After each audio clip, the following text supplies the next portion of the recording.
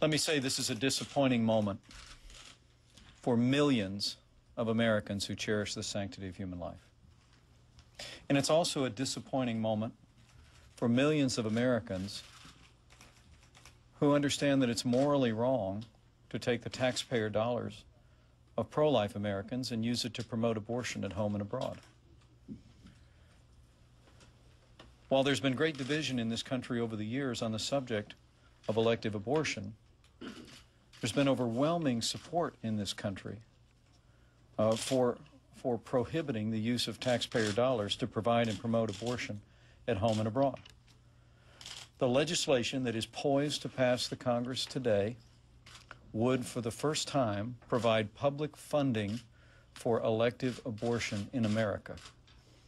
And it is opposed on that principle alone by an overwhelming majority of the American people.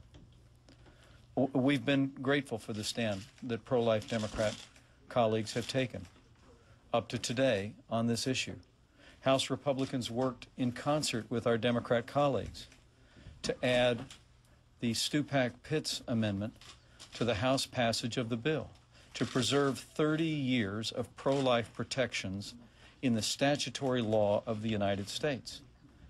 But now, remarkably, several of our pro-life colleagues,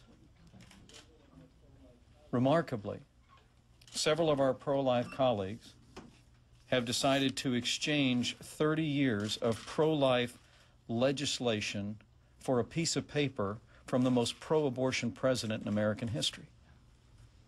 And nobody's buying it. Nobody in the pro-life movement is buying it. Pro-life Americans aren't buying it.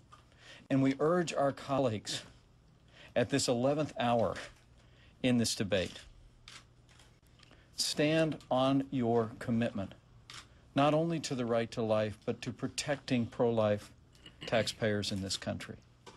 Reject this political ploy that is the executive order, and stand with us, and we will stand with you to ensure that any health care legislation contain the historic protections of the Hyde Amendment from this point forward.